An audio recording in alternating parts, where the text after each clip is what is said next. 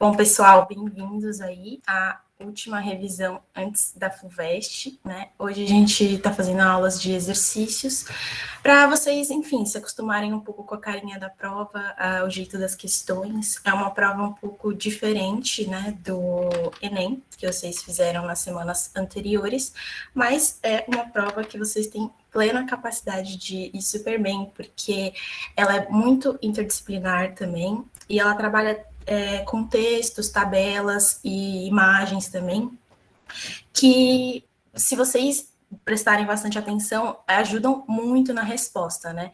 Então, eu sei que às vezes aparece lá um texto daquela preguiça, principalmente na prova do Enem, né, que tem textos muito longos, mas na prova da FUVEST, mesmo se você não souber do qual é o tema e qual a alternativa você acha que é correta, se você prestar bastante atenção no texto, você tem muito mais chances de acertar. Então, eu preparei aqui também um slide falando quais são os temas mais frequentes, né, que caem na prova da FUVEST. A gente já teve aqui em São Paulo, não sei se nas outras unidades teve, mas a gente fez aqui em São Paulo uma aula de organização de estudos, né, porque é um tema bastante frequente, assim, que vocês abordam com a gente, com seus tutores, nas aulas, enfim, sobre qual matéria dá prioridade, como estudar cada matéria, enfim. E aí, para dar um norte para vocês, a gente preparou um guia, assim, né, de temas mais frequentes em cada prova, né, no Enem, na FUVEST, e em História, a gente tem aqui, tá vendo, que cai bastante mundo contemporâneo, que seria pós Revolução Francesa, né, então é um período bastante grande, mas eu sei que vocês têm também um pouco mais de facilidade, né, com História contemporânea. Tem muita história do Brasil, a parte de sistema colonial, então cai bastante escravidão, tanto indígena quanto africana, e cai bastante a questão de Tratado de Tordesilhas, capitanias hereditárias, tudo isso que vocês já viram em aula e que vocês sabem bastante. A gente tem também 10%, 11% de Idade Moderna, que seria ali o período pós-Idade Média até a Revolução Francesa, né? Então, a gente começa ali com o Renascimento, enfim, temos as reformas religiosas, até chegar, né, no momento da Revolução Francesa. Cai bastante, assim, em História do Brasil também, República Oligárquica, que também nós chamamos de República Velha.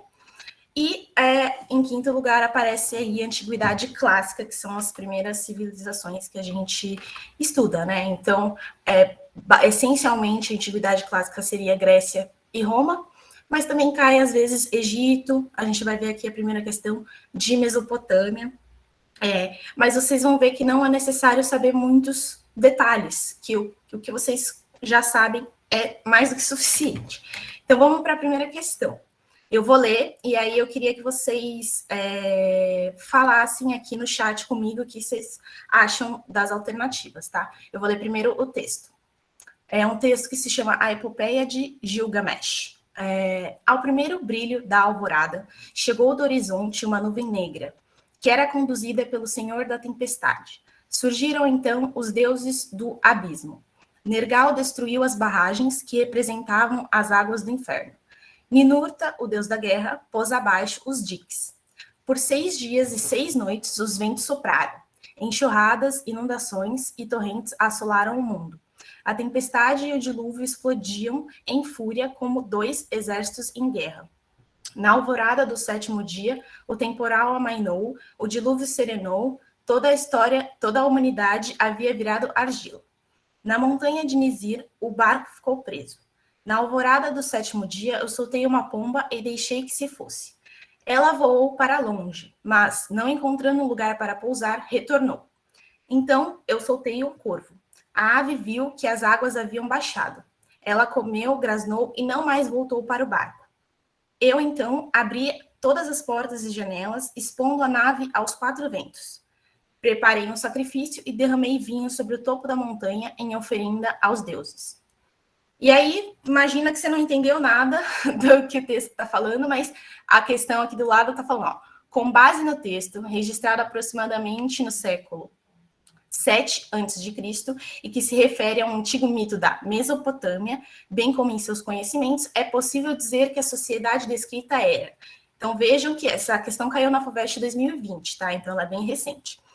E você não entendeu nada no texto, nem pegou do que era, mas a questão já te deu. Tá falando da Mesopotâmia, tá? Então, a gente tem aí 5 alternativas. Letra A sociedade, então, descrita era mercantil, pacífica, politeísta e centralizada. Letra B, agrária, militarizada, monoteísta e democrática. Letra C, manufatureira, naval, monoteísta e federalizada. Letra D, mercantil, guerreira, monoteísta e federalizada. E letra E, agrária, guerreira, politeísta e centralizada. O que vocês acharam dessa questão? Letra E.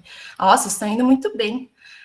E o que o Salvão falou, eu achei muito legal nessa questão, porque, por exemplo, só de saber, ou nem, não necessariamente saber já, mas se você já sabe de cara que é uma sociedade politeísta, você consegue eliminar as letras B, C e D, ou seja, você eliminou muitas alternativas, né? Você ficou basicamente com a A e com a E. E mesmo se você não soubesse, né? Mas agora que você já sabe que é uma sociedade politeísta, volta aqui no texto, né? E dá para ver que ele fala em deuses, deus da guerra. No final, ele fala que vai oferecer aos deuses, né? Então, é muito bom que você já consegue eliminar muitas questões, mesmo sem saber. Então, vocês acertaram. É a letra E. E por que não seria a letra A, né? Já que a gente excluiu a B, a C e a D? Porque ela era muito mais agrária, né? Vocês lembram que a Mesopotâmia, a própria palavra Mesopotâmia significa entre os rios. Então, ela tinha ali uma economia baseada no rio Tigre e Eufrates, e o Egito, igualmente, no rio Nilo. E tinha uma sociedade, então, o quê? Agrária, baseada na agricultura. E ela é muito mais guerreira do que pacífica, né? A gente também não precisa lembrar, assim, todos os povos que passaram por ali, mas são vários, né? Não é apenas um, não é pacífico. Teve vários períodos de dominação de algum povo sobre outro, então isso tudo é por meio de guerras, né? Então, vejam aí uma questão de 2020 que vocês já com certeza acertariam. Aí agora a FUVEST 2021.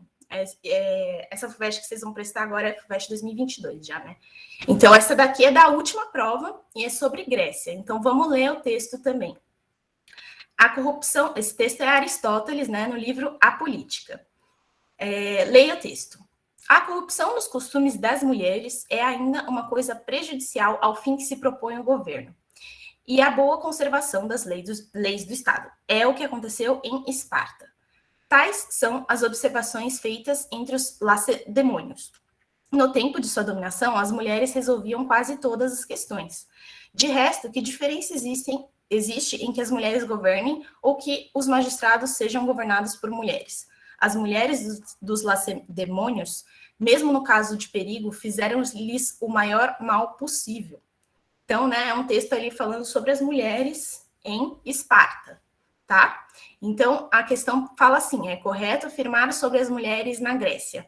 A. Obtiveram o direito à educação e acesso às escolas filosóficas da cidade-estado de Atenas durante o período clássico. B. Em Esparta, recebiam a educação física na infância, tinham direito à herança e administravam as propriedades na ausência dos maridos. Letra C. Adquiriram poderes políticos como cidadãs apenas com o estabelecimento do Império Macedônico, sob a liderança de Alexandre Magno.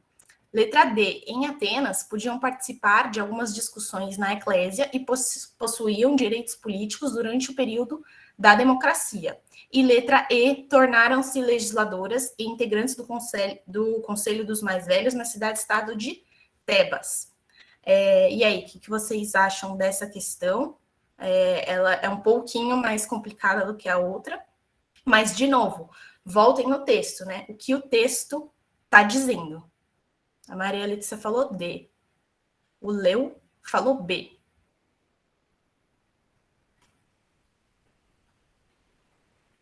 Savon falou B também. Quem mais está aqui? Gente, falem comigo. Esse é o momento da gente resolver as questões. A Lisa falou B em tom de interrogação. Eu adoro quando as pessoas fazem isso. Se estiver errado, eu falei em tom de pergunta, né? Vocês acertaram que é a letra B. E por que não é a letra D que a Maria Letícia falou, né? Porque o texto está falando de Esparta, né? Vamos voltar aqui no texto. O texto está falando que a corrupção nos costumes das mulheres é ainda uma coisa prejudicial ao fim do que se propõe o governo e a boa conservação das leis. É o que aconteceu em Esparta. Então, em Esparta é que as mulheres tinham mais... Exato, e o Savon também tem aí um conhecimento prévio de que a educação espartana era militarizada, era uma sociedade militarizada, né? Então, muitas vezes a gente estuda Atenas, né, vê a parte do surgimento da democracia e tudo mais, mas a realidade é que, assim, havia a democracia, mas essa democracia excluía muitas pessoas, né, dentre elas as mulheres. Então, o texto está falando aí que é em Esparta que as mulheres tinham maior poder e ele acha isso horroroso, né? Não concorda. E vocês ficaram com mais alguma dúvida? Acho que das outras alternativas não, né? Aqui não poderia ser o Império Macedônico, porque já está falando que tem, no texto está falando que tem em Esparta, né? O Império Macedônico é lá na decadência da sociedade grega. Então vamos para a próxima. Aqui, essa daqui caiu na FUVEST 2020, uma questão que vocês vão ver aqui sobre peste negra, né? Nos últimos 2 anos, na FUVEST de 2020 caiu sobre peste negra e ano passado caiu sobre gripe espanhola. Então, a FUVEST também está aí nessa onda de falar de epidemia, né? Então, vocês, se puderem, né, deem uma lidinha aí em alguma coisa de epidemias, né? Peste negra, gripe espanhola, outras coisas, ebola, mais recente, né? Porque a FUVEST tem gostado de cobrar isso aí nesse contexto de pandemia, tá? Então, vamos lá, ler o texto. Questão 3, né? Afirmo, portanto, que tínhamos atingido já o ano bem farto da encarnação do Filho de Deus de 1348, quando, na muito excelsa cidade de Florença, sobreveio a mortífera pestilência. Apareciam no começo, tanto em homens como nas mulheres, ou na virilha ou na axila, algumas inchações. Chamava-as o populacho de bubões. Então, a questão é, a respeito da peste negra do século XIV, é correto afirmar, letra A, provocou gravíssima queda demográfica que afetou grande parte da produção econômica europeia. Originou-se no Oriente, penetrou no continente europeu pelos portos e manteve-se restrita à Península Itálica. Letra C, foi provocada pela fome e pela desnutrição dos camponeses e favoreceu o processo de centralização política. Letra D, foi contida pelo caráter de subsistência da economia europeia que dificultava o contato humano e assim o contágio. E letra E, estimulou as investidas contra os territórios muçulmanos no movimento conhecido como Segunda Cruzada. Então, o que vocês acham dessa?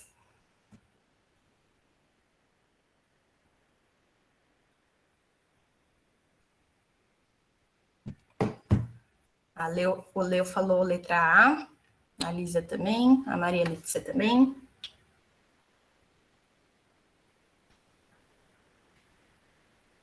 E o Savon falou, letra A, dando início às quarentenas, por mais que o início da B esteja certa, a é a mais plausível. E tá certo, é a letra A.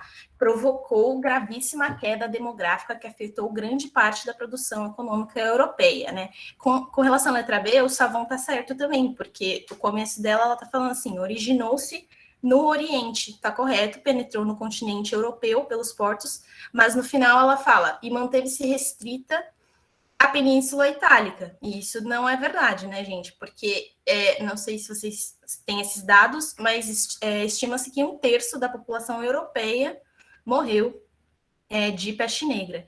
Então, como que poderia acontecer isso se manteve-se restrita à Península Itálica, né? E com relação às outras alternativas, também não poderia ser, porque letra C foi provocada pela fome. Não, a gente sabe que é uma bactéria que era transmitida pelas pulgas dos ratos, então não foi provocada pela fome. Letra D, foi contida pelo caráter de subsistência da economia europeia, que dificultava o contato humano e assim o contágio. Então, essa daqui também não poderia ser, porque a gente está falando já de 1348, né? Que a gente está falando, então, do final da Idade Média, onde estava acontecendo o quê? O início do comércio, né? O fim daquela cultura de subsistência, economia de subsistência. Estava começando lá, já tinha. E aí não poderia ser letra E, por quê? Porque já tinham ocorrido as cruzadas que impulsionaram essa renovação, o renascimento, as trocas comerciais, né? Então, por isso não poderiam ser as outras. Então, fiquem de olho aí, porque nos últimos 2 anos a gente teve questões que abordam epidemias, pandemias, né? Possivelmente a gente tenha mais uma esse ano. E eu já estou vendo que vocês estão indo muito bem. Então, essa questão 4 eu peguei da FUVEST de 2017, um pouquinho mais antiga, não sei se é possível falar isso, mas enfim, 2017, e ela tem um gráfico, né? Então, eu vou deixar um tempo para vocês olharem o gráfico, mas primeiro eu vou ler as alternativas, depois vocês olham o gráfico, tá? Que eu acho que assim funciona um pouco melhor. Então, com base na tabela, a tabela é de níveis per capita de industrialização entre 1750 e 1913. E aí a tabela coloca vários países, né, da Europa, da Ásia, Estados Unidos também, e coloca aqui os níveis de industrialização em 1750, 1800, 1860 e 1913. Então, a questão fala assim: com base na tabela, é correto afirmar a industrialização acelerada da Alemanha e dos Estados Unidos ocorreu durante a primeira Revolução Industrial, mantendo-se relativamente inalterada durante a Segunda Revolução Industrial. Letra B. Os países do sul e do leste da Europa apresentaram níveis de industrialização equivalentes aos dos países do norte da Europa e dos Estados Unidos durante a segunda Revolução Industrial. Letra C. A primeira Revolução Industrial teve por epicentro o Reino Unido, acompanhada em menor grau pela Bélgica, ambos mantendo níveis elevados durante a segunda Revolução Industrial. Letra D. Os níveis de industrialização verificados na Ásia em meados do século XVIII acompanharam o movimento geral de industrialização do Atlântico Norte, ocorrido na segunda metade do século XIX. Letra E. O Japão se destacou como o país asiático de mais rápida industrialização no curso da primeira Revolução Industrial, perdendo força, no entanto, durante a segunda Revolução Industrial. Então, aqui, assim, se você já tem um conhecimento prévio de Revolução Industrial, você já pode eliminar algumas questões, algumas alternativas, né?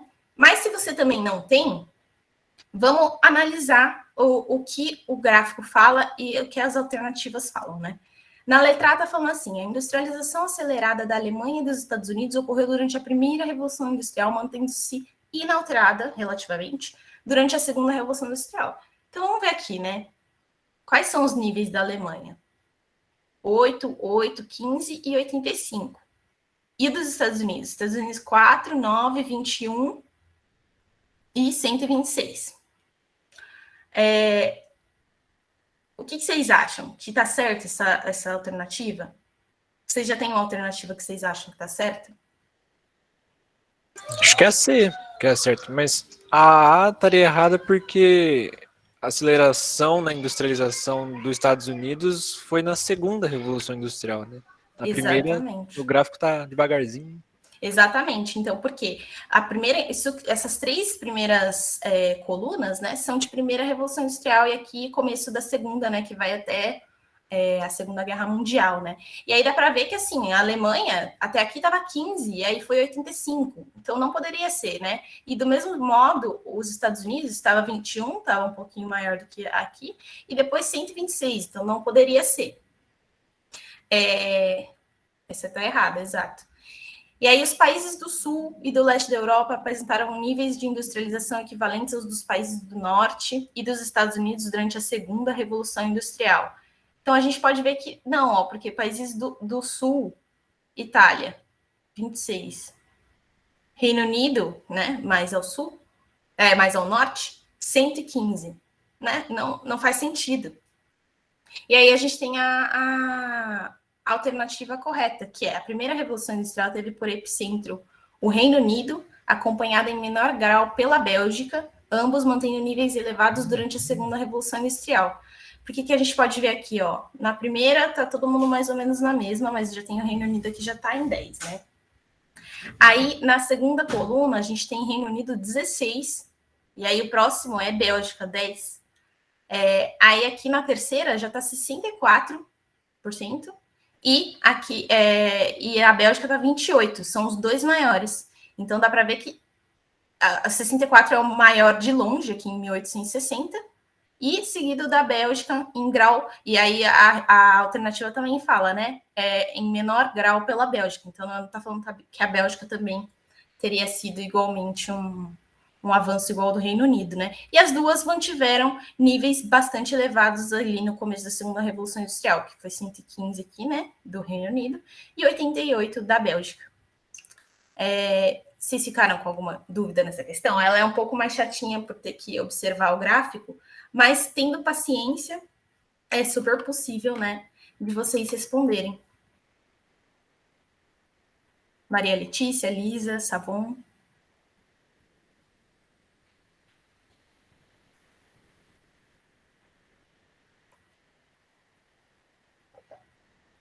Tudo ok? Cai bastante Revolução Industrial, tá? Na FUVEST, então é legal a gente fazer essa questão. E assim, eu sei que às vezes o gráfico assusta, mas assim, observando ele com calma e batendo com as alternativas, vocês veem que é super possível, né, a gente responder. Então vamos lá para mais uma questão que caiu na última FUVEST, agora passando um pouco para História do Brasil. Eu vou ler aqui o texto com vocês. É um texto que é do Stuart Schwartz, Segredos Internos. No Brasil, a transição da predominância indígena para a africana na composição da força de trabalho escrava ocorreu aos poucos, ao longo de aproximadamente meio século. Quando os senhores de engenho individualmente acumulavam recursos financeiros suficientes, compravam alguns cativos africanos e iam acrescentando outros à medida que capital e crédito tornavam-se disponíveis. Em fins do século XVI, a mão de obra dos engenhos era mista do ponto de vista racial, e a proporção foi mudando crescentemente em favor dos africanos importados e sua prole. Então, com base na leitura desse trecho e em seus conhecimentos, pode-se afirmar corretamente que, no Brasil, letra A implementação da escravidão de origem africana não fez desaparecer a escravidão indígena, pois o emprego de ambas podia variar segundo épocas e regiões específicas. Letra B. Do ponto de vista senhorial, valia a pena pagar mais caro por escravos africanos, porque estes viviam mais do que os escravos indígenas, que eram mais baratos. Letra C. O comércio de escravos africanos foi incompatível com o comércio de indígenas, porque eram exercidos por diferentes traficantes que concorriam entre si. Letra D. Havia créditos disponíveis para a compra de escravos africanos, mas não de escravos indígenas, pois a igreja estava interessada na manutenção de boas relações com os nativos. E letra E. A escravidão dos indígenas pelos portugueses foi inviabilizada pelo fato de que os povos nativos americanos eram contrários ao aprisionamento de seres humanos. O que vocês acham dessa?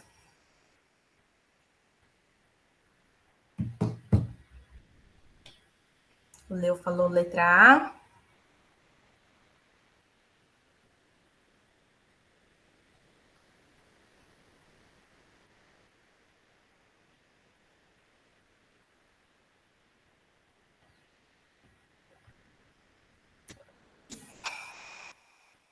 Quem mais?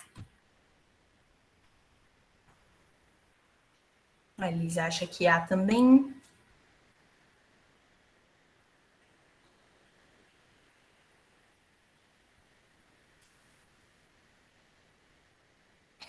A D está um pouco plausível, mas a igreja tinha como principal característica ensinar as doutrinas cristãs aos índios, né?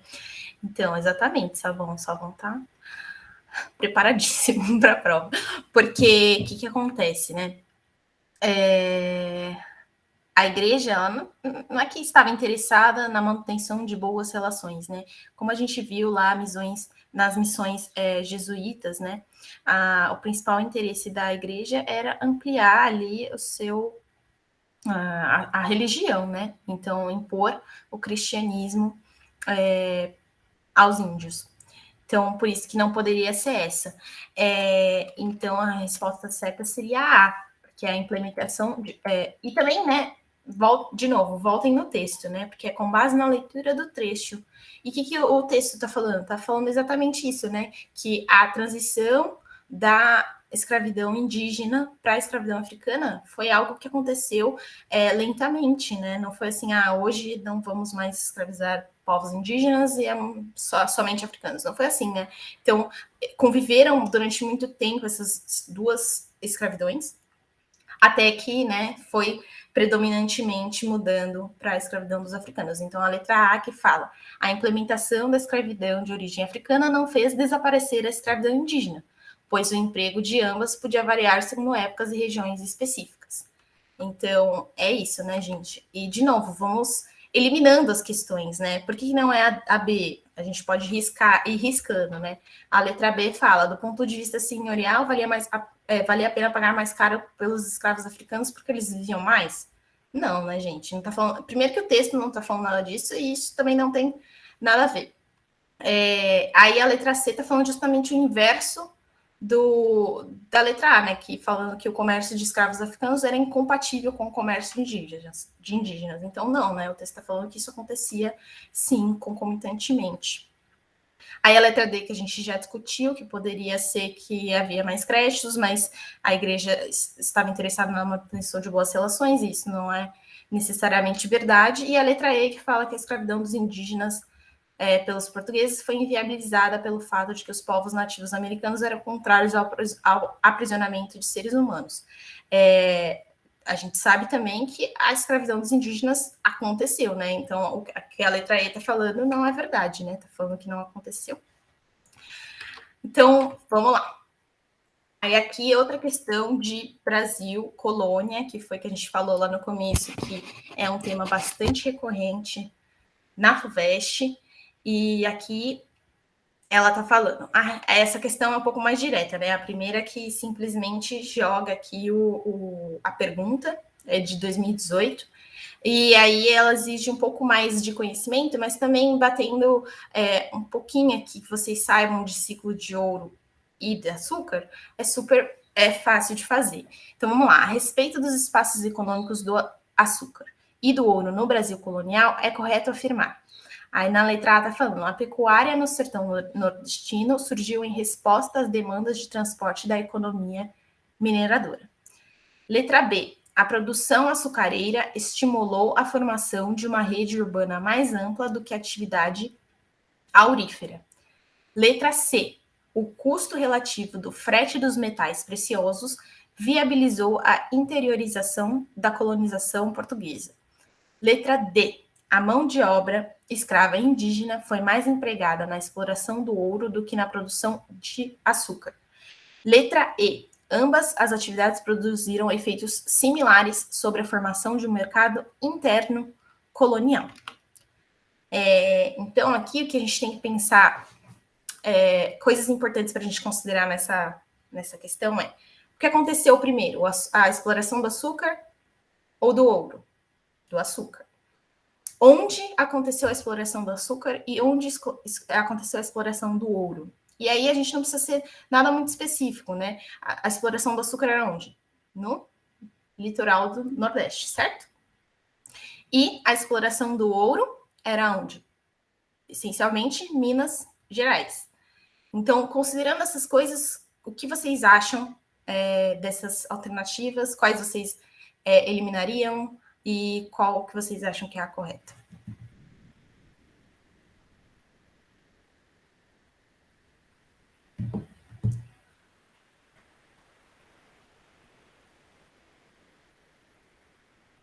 Letra E: por mais que índios fossem mais rebeldes, eles também foram escravizados. Sim, eles foram. Letra E também. Então, eu vou voltar aqui no que eu falei, né? A produção do açúcar, ela se deu essencialmente ali no litoral do Nordeste. Enquanto a produção, a exploração, né, do ouro, aconteceu o quê? Em Minas Gerais, que é onde? No interior do Brasil. Então, quando havia a exploração do açúcar, isso já era escorrido imediatamente para os portos. E o que acontece? Não favoreceu a formação de um mercado interno colonial.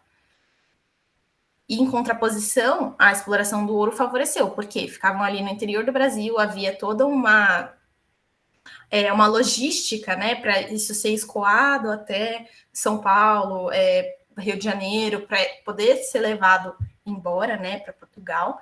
E aí sim havia um mercado interno. Então, por isso que não é a E, né? Não foram as duas atividades que produziram os mesmos efeitos sobre a formação de um mercado interno colonial. E o que o Savon falou aqui dos índios também foram escravizados, também foram, mas por que não é a D, né? A letra D fala que a mão de obra escrava indígena foi mais empregada na exploração do ouro do que da produção do açúcar. E isso também não é verdade, porque a gente viu justamente na questão anterior que inicialmente, né, foi usada a mão de obra dos escravos indígenas e depois isso foi alterando. E o que aconteceu primeiro? Aconteceu primeiro a produção de açúcar e depois a exploração do ouro. Então, a mão de obra escrava indígena foi muito mais utilizada na produção de açúcar. Então, tá errado. E aí, a questão correta, a alternativa correta é a letra C, que é o custo relativo dos fretes dos metais preciosos viabilizou a interiorização da colonização portuguesa, né? Porque tinha que haver uma estrutura ali para suportar essa exploração no interior do Brasil, né? Não era como a produção do açúcar que simplesmente dava para escoar direto para os navios e não precisava, né, alimentar um comércio no interior, tá? E aí também, né, a letra B, que é justamente o contrário, que fala a produção açucareira estimulou a formação de uma rede urbana mais ampla do que a atividade aurífera. E é o contrário, né? Porque justamente o que eu estou repetitiva, mas justamente por isso, né? Como já estava ali, né, no litoral, não estimulou a formação de uma rede urbana, ao contrário da atividade aurífera. E a letra A também não estaria correta, porque a pecuária no sertão nordestino surgiu em resposta às demandas de transporte da economia mineradora. Isso não faz muito sentido, né? Porque, pensando aqui mais em geografia, né? Minas Gerais estava lá embaixo. Não faz sentido surgir uma pecuária no sertão nordestino em resposta às demandas de transporte da economia mineradora. Tá bom? Aí, aqui, passando, a gente vai dar um salto. Essa questão já está no que a gente chama de Era Vargas. Exato. Gente, eu acho, assim, muito, muito válido a gente ir excluindo, tá? Quando não sabe, vai excluindo. Lê as questões e fala assim, não, isso aqui não faz sentido. Exclui, já risca, fala, não pode ser. Porque são 5 alternativas, igual a gente viu na primeira questão, que a gente conseguiu só por saber que era uma sociedade politeísta eliminar 3 alternativas. Só nisso. Então, vamos ler com calma e vai eliminando alternativas, tá, gente? Então, vamos lá. Essa questão 7 caiu na FUVEST 2020 e é de Era Vargas. Eu dei um salto aqui, não coloquei questão de República Velha, mas igual eu falei no começo, cai bastante República Velha, tá, pessoal? Então, se vocês puderem lembrar, assim, detalhes, assim, não tô falando, vamos se debruçar sobre livros agora. Não, mas eu sei que vocês já têm conhecimentos básicos que com certeza vão ajudar vocês a responder as questões. República Velha, o que a gente tem que lembrar? A gente tem que lembrar política dos governadores, né? Que trocava os governadores de São Paulo e Minas Gerais, café com leite, volta de Cabresco, tá bom?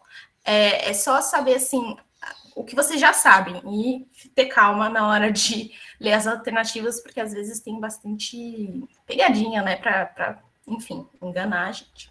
Então, vamos ler a questão aqui da FUVEST 2020. A chamada, entre aspas, questão trabalhista no Brasil foi objeto de conflitos, debates e regulamentações entre os anos 1920 e 1946. Identifique uma das dimensões desse processo.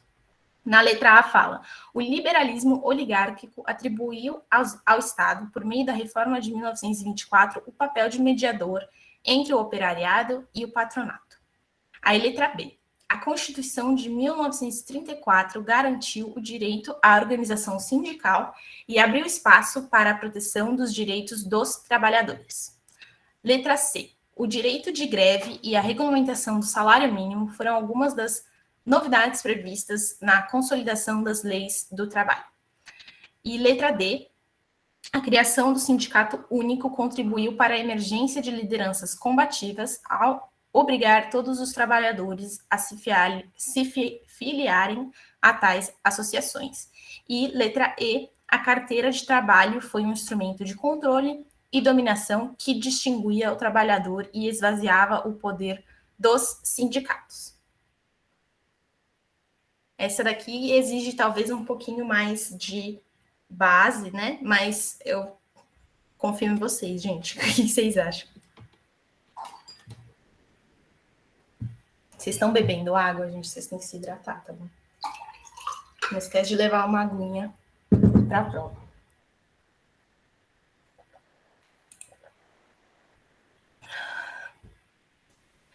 Savon falou, a Constituição de 1937 que formula as leis trabalhistas, né? Então, não, mas daí eu já vou dar um spoiler da questão correta, porque a Era Vargas, né, que a gente conhece e que foi o governo que trouxe, né, essas inovações trabalhistas com influência dos governos fascistas na Itália, começou em 1930. E aí, logo em seguida, né, a esse período de adaptação, transição do governo Getúlio Vargas, né, com o fim da República Velha, fez uma Constituição em 1934, que foi a abertura de direitos, né, trabalhistas. Então, a correta é a letra B, que a Constituição de 1934 garantiu o direito à organização sindical e abriu espaço, né? Tá vendo que ela abre espaço para a proteção dos direitos dos trabalhadores. Exato. E aí, em 1937, tá o quê? Estado Novo, né? Então, também por isso que, assim, as leis trabalhistas, elas foram consolidadas, né, na CLT em 1943, e de fato, assim, aqui tá vendo na letra C que tá falando aqui, o direito de greve e a regulamentação do salário mínimo foram algumas das novidades previstas na CLT. E a CLT realmente criou o salário mínimo, regulamentou o salário mínimo, mas vamos pensar no contexto, 1943, a gente ainda tá no Estado Novo, então não havia direito de greve, então por isso que não é essa alternativa, tá? E aí a letra D tá falando que criou um sindicato único e obrigou todo mundo a se filiar, isso não aconteceu. E a letra E, né, que fala, a carteira de trabalho foi um instrumento de controle e dominação que distinguia o trabalhador e esvaziava o poder dos sindicatos. Essa alternativa a gente sabe que também não faz sentido, né, que a carteira de trabalho ela foi instituída justamente para proteger o trabalhador, né? Enfim. Então é isso, essa questão acho que foi um pouco mais difícil até agora, mas vocês estão indo mais do que bem. Essa aula vai até que horas? 1h20, né? Ah, tá. Então vamos para mais uma. Essa aqui é FUVEST 2015, também não tem textinho, essas últimas 3 que a gente fez não tem textinho, e aí vocês veem que os textos ajudam, né? Às vezes dá vontade de pular o texto e falar, ai, que preguiça, mas as que tem texto geralmente são as que mais você consegue extrair informações que você não sabe e que te ajudam a responder as questões. Então, vamos lá, né? Nessa questão que eu separei de 2015, fala: o Movimento dos Trabalhadores Rurais Sem Terra, MST, foi criado em 1984, inserido em um contexto de, aí, letra A, abertura política democrática do Brasil e de crescente insatisfação com as políticas agrárias nacionais então vigentes. Aí, letra B, fortalecimento da ditadura militar brasileira e de aumento da imigração estrangeira para o país. Letra C, declínio da oposição armada à ditadura militar brasileira e de aumento de migração das cidades para o campo.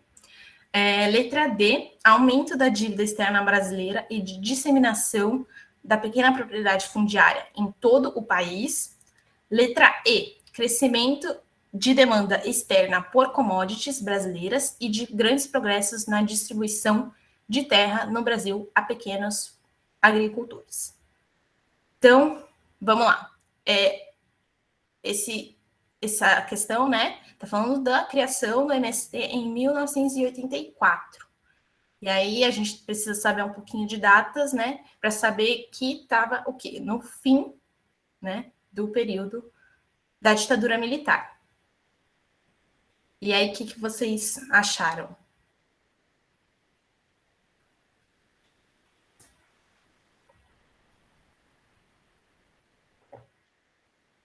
Eu iria adiar. Tá? E vocês iriam corretamente na letra A. Abertura política democrática no Brasil e crescente insatisfação com as políticas agrárias nacionais então vigentes. E que, né, persistem até hoje, porque a gente não tem uma política agrária nacional boa. Então, por que não é a letra B? Fortalecimento da ditadura militar. Não, né, gente? Porque a ditadura militar começou em 1964 e foi até 1985. Então, a gente estava o quê? No final, né, da ditadura militar, que é exatamente o contrário da A, que está falando que é a abertura política democrática. Aí, na letra C, fala também aqui de declínio da oposição armada à ditadura. Sim, mas porque estava, né, no final do período, e aumento de migração das cidades para o campo. Não, isso não aconteceu. E aí, aumento, letra D, né? Aumento da dívida externa brasileira e disseminação da pequena propriedade fundiária em todo o país. E aí, tanto a letra D quanto a letra E estão erradas porque está falando que teve disseminação de pequena propriedade fundiária no Brasil. Isso não aconteceu nem em 1974, nem nunca até agora, né? Tem um estudo da Oxfam que falou que 45% das propriedades, né, rurais pertencem a 1% de proprietários, né? Então, tipo, 1% dos proprietários detêm quase 50% das terras. Então, né, as terras não estão distribuídas em pequenas propriedades fundiárias e muito menos distribuídas a pequenos agricultores. Então, a gente pode eliminar a D e a E. E aqui, por fim, eu peguei uma questão que ela estava na prova de história em 2020, mas ela é quase que uma questão de atualidades, tá, gente? Porque isso, enfim, e sabendo que a prova da FUVEST é super interdisciplinar, isso pode acontecer bastante, né? Então, eu vou ler aqui com vocês. Caiu na FUVEST 2020, né? De acordo com o historiador Martin Lyons, aí abre aspas, nos temores contemporâneos em relação ao acesso ilimitado a sites perigosos da internet e as dificuldades enfrentadas por governos de diversos países no policiamento da distribuição da informação, houve-se o eco do pânico causado pela invenção da imprensa. Então, esse texto aqui é, né, do Martin Lyons, em A História da Leitura de Gutenberg e Bill Gates, de 1999.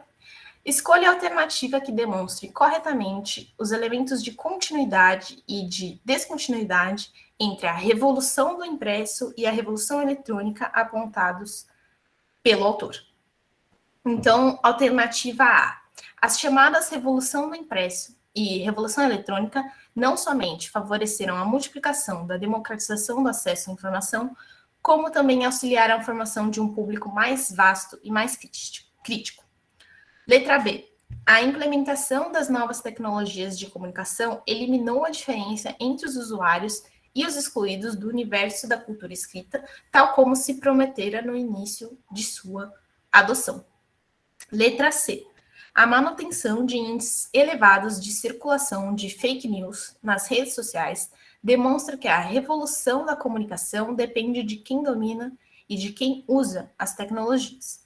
E letra D, diferentemente do Index Librorum promulgado para a atuação da Inquisição no controle da expansão do protestantismo durante o século XVI, os atuais marcos regulatórios da internet limitam-se ao controle da pornografia. E letra E, o advento da tipografia não foi necessariamente revolucionário, pois não mudou a natureza nem o assunto dos livros. Já a tecnologia digital suprimiu todas as formas anteriores de comunicação da oral à impressa. Então, que vocês acharam dessas alternativas?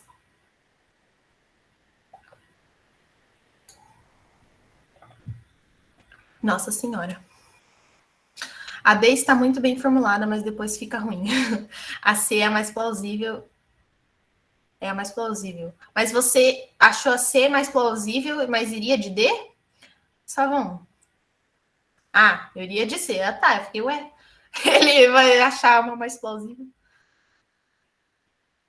Então, todo mundo foi de C. Exatamente, gente. Vocês estão indo. Gente, vocês vão gabaritar a história. Quero todo mundo semana que vem falando que gabaritou a história, hein? E aí, por que que não... a letra C, que é a correta, está falando a manutenção de índices elevados de circulação de fake news nas redes sociais demonstra que a revolução da comunicação depende de quem domina e de quem usa as tecnologias.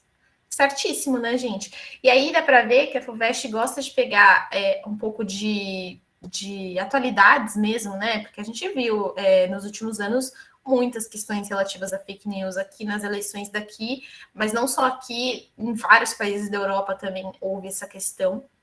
E coloca ela dentro de um contexto histórico, né? Comparou aqui com a história da imprensa, né? E aí, por que não são as outras questões? Igual o Savon falou, né? A letra D começa bem, mas termina mal, porque fala os atuais marcos regulatórios da internet limitam-se ao controle da pornografia. Isso não é verdade, né? A gente está aí com várias leis regulando a internet, não só.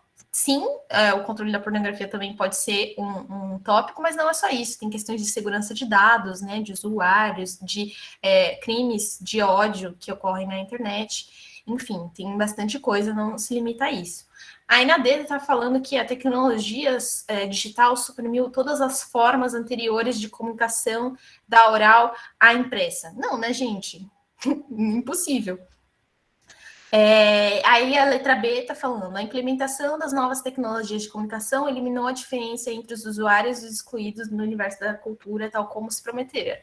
Infelizmente, isso não aconteceu, e a gente está vendo isso especialmente no contexto da pandemia, né? As pessoas que estão sem acesso à internet estão sem acesso a tudo, né? E especialmente aqui no nosso contexto, estão sem acesso à educação. Então, não, as novas tecnologias de comunicação realmente e infelizmente não eliminaram a diferença entre os usuários e excluídos, né? E aí na letra A falou assim que as duas revoluções, né, tanto do impresso quanto a eletrônica, não somente favoreceram a multiplicação e democratização do acesso, como também auxiliaram a formação de um público mais vasto e mais crítico. Infelizmente não. Claro, aumentou o acesso, aumentou a quantidade de informações veiculadas, enfim, tudo mais, sim, mas não democratizou esse excesso, também não formou um público mais vasto e crítico. Isso não aconteceu, tá?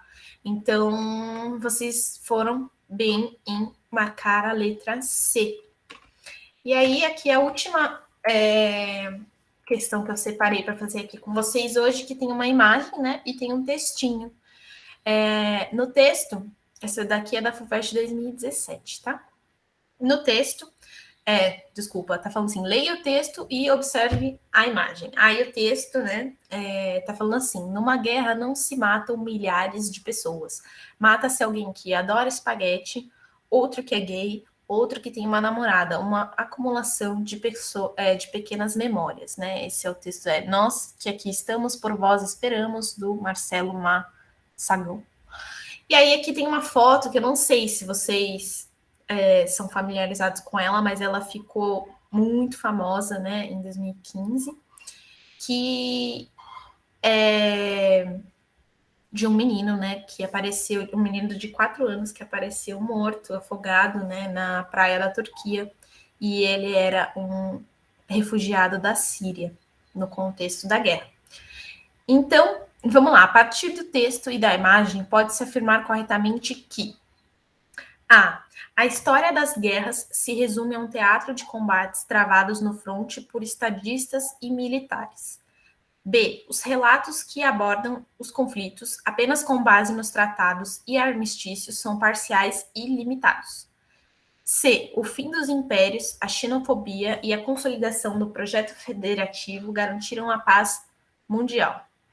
D, a banalização da morte é a experiência de exílio, do exílio, expressam a retração dos nacionalismos nos séculos 20 e 21. Letra E, as políticas de inclusão foram capazes de controlar os fluxos migratórios globais.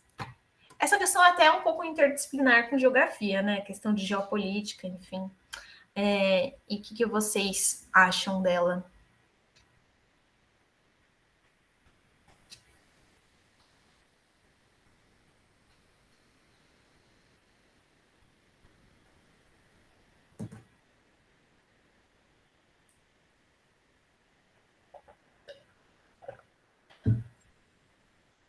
O Leo falou B.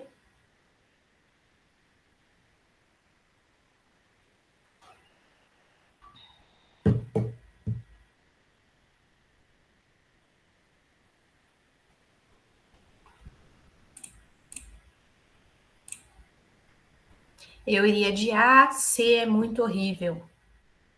Sim, a C é muito horrível. De novo, vamos nas táticas de eliminar alternativas bizarras, né, gente? Isso, assim, em história é muito válido. Eu acho que em algumas outras matérias também, mas em história você tem algumas que você lê e fala, não, isso que não tem a menor condição.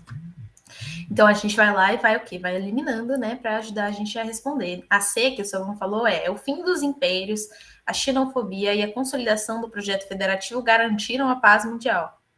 Gente, não sei nem como explicar porque que essa questão, né, essa alternativa não faz o menor sentido, né? Não há paz mundial. Ó, outra coisa que eu acho que a gente pode eliminar. Letra E. As políticas de inclusão foram capazes de controlar os fluxos migratórios globais. Não, né, gente? A gente vê o tempo inteiro, em todos os lugares. Aqui na América do Sul, a gente tem a questão da Venezuela, nos Estados Unidos e México, questão, né, de entrada e saída das pessoas. Na Europa, tem muitas pessoas que vieram tentar se refugiar, como esse menino da foto, que vieram se refugiar das guerras civis que eclodiram com a Primavera Árabe, né? Então, assim, não houve controle de fluxos migratórios globais e muito menos há políticas de inclusão, né? Então, a gente pode excluir. A gente já excluiu, então, duas alternativas, né? Quem mais? Maria Letícia, Lisa.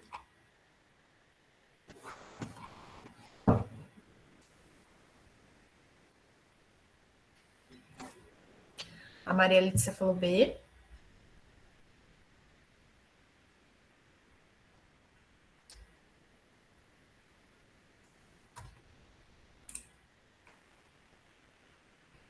E a Lisa falou B também. E aí, elas estão corretíssimas. E por que não é a A, Savon? Porque o que o texto está falando, né, gente? O texto está falando aqui, numa guerra não se matam milhares de pessoas, como se fosse, assim, números, né? Tá falando, mata-se alguém que gosta de espaguete, alguém que tem uma namorada, alguém que é gay. São pessoas, indivíduos, né, com histórias. Então, a letra A está falando, a história das guerras se resume a um teatro de combates travados no fronte por estadistas e militares. Então, por isso que não pode ser essa alternativa, e sim a B, porque a B fala que os relatos que abordam os conflitos apenas com base nos tratados e armistícios são parciais e limitados. Por quê? Porque eles não estão contando a história dessas pessoas. Ainda mais nesse contexto da guerra da Síria, por exemplo, de outras várias guerras que a gente teve no contexto da Primavera Árabe, são guerras civis. Então, né, pessoas civis morreram e morrem nessas guerras, né? Então, por isso que a gente não pode se resumir. Não, fica tranquilo, Samuel, você está indo muito bem, todos vocês, eu estou muito orgulhosa. E é isso, gente, essas foram as questões que eu preparei para vocês hoje. Eu estou muito feliz com a participação de vocês, eu acho que vocês vão arrasar nessa prova. Tentem lembrar do que eu falei hoje, ler com calma, usem os textos que estão lá a seu favor. Eles não são textos só para encher o saco e tirar seu tempo de prova. Não, eles estão lá para te ajudar. Então, não sabe nada? Volta no texto, elimina alternativas. Façam com calma que vocês têm plena capacidade de arrasar nessa prova. E a gente vai estar aqui para apoiar vocês durante todo esse processo. Enquanto vocês não chegarem lá no dia, se estiverem fazendo alguma coisa durante a semana, ficarem com dúvida, manda mensagem, falem com a gente. Se bateu aquela ansiedade, que eu sei que a ansiedade bate, da vontade de não ir na prova, falar que não estou pronto. Não deixem esse pensamento pegar vocês. A gente está aqui para apoiar vocês até o final. Então, vamos lá e arrasem. E é isso. Pode interromper, Bela.